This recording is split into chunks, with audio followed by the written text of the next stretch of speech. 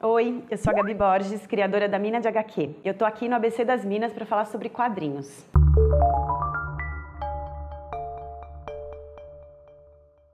Gabi, toda história em quadrinhos feita por mulher é feminista? Não, gente, não é bem assim. Nem todas as mulheres que produzem quadrinhos se declaram publicamente feministas ou militam nas suas HQs. E tem muita mulher ou trabalho feito por mulheres que acaba caindo num discurso bem machista. A gente não pode esquecer que os quadrinhos são um produto da cultura de massa e por isso eles reproduzem valores, sentidos, representações da nossa sociedade. E o que acontece é que a nossa sociedade está cheia de estereótipos. Por exemplo, os famosos quadrinhos da Maitena são machistas? Quem representa melhor a mulher nos quadrinhos? A Chiquinha, com o humor escrachado dela, ou a Love Love Six, com a militância feminista?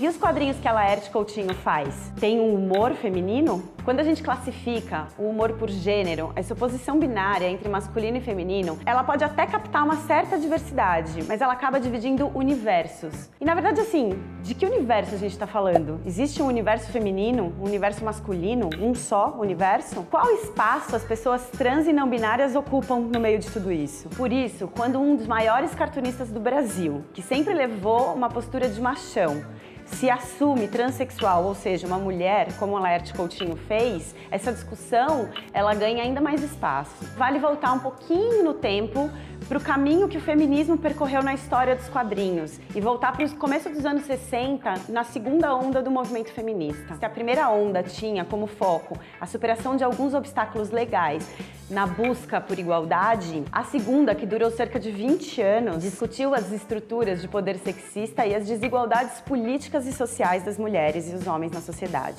Naquela época, muitas sociedades começaram a discutir algumas concepções racistas e machistas. E as super-heroínas, apesar de terem se tornado famosos símbolos sexuais, elas começaram a aparecer em algumas histórias de heróis mais sensíveis, como o Homem-Aranha do Stan Lee. E tudo isso, desde aquela época, abriu portas porque a gente vê hoje, por exemplo, a Mulher Gato bissexual na DC e a Mulher Maravilha atual também. E nos anos 60, algumas mulheres começaram a produzir quadrinhos falando de questões sociais, sem necessariamente serem feministas ou se declarar feminista. E já nos anos 70, algumas mulheres começaram a produzir quadrinhos com alguns assuntos mais reais da sociedade, sem necessariamente ser feministas. Então elas falavam sobre trabalho, política, maternidade, vida cotidiana. E algumas das primeiras a conquistar o mundo, fazer sucesso pelo mundo, foram a Aline Crumb e a Trina Robbins dos Estados Unidos, a Posy Simons da Inglaterra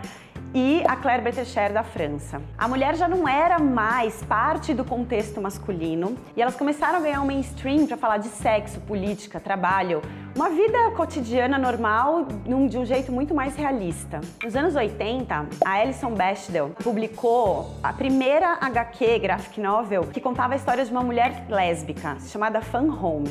E depois, em uma das tiras que ela publicava no jornal, ela sugeriu um teste para avaliar como era a representação da mulher na cultura pop. Então esse teste, ele tinha 3 critérios, que toda a história tinha que ter pelo menos 2 mulheres, que essas mulheres tivessem nome e que elas estivessem falando de qualquer assunto que não fosse homem. E esse teste, ele acabou pautando até hoje, ele pauta até hoje, como que a mulher, ela é apresentada em toda a cultura pop, em filmes, em quadrinhos, em peças de teatro, na literatura. E aí, nos anos 90, outras mulheres entraram de vez pro Hall da Fama Mundial, vendendo muitos livros pelo mundo.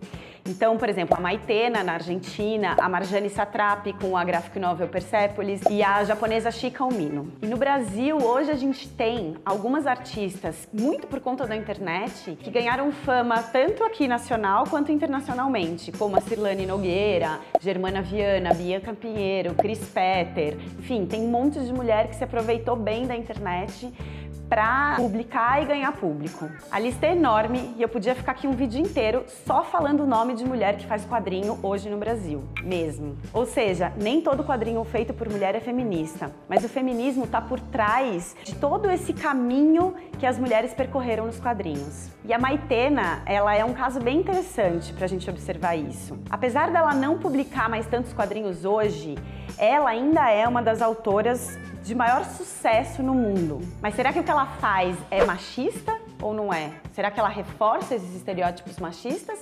ou ela tá só mostrando de um jeito engraçado, com humor e ironia também, o que é ser mulher.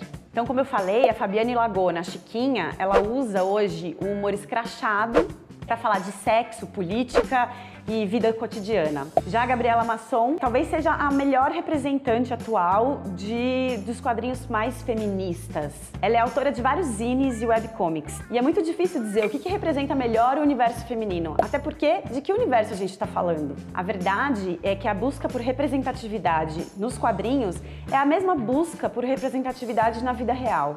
Por isso é muito importante que a gente tenha cada vez mais mulheres, pessoas trans e não binárias criando quadrinhos, fazendo quadrinhos, falando de temas que fazem parte da vida cotidiana, que fazem parte de todos os universos, para que a gente tenha mais diversidade de discursos e mais representações.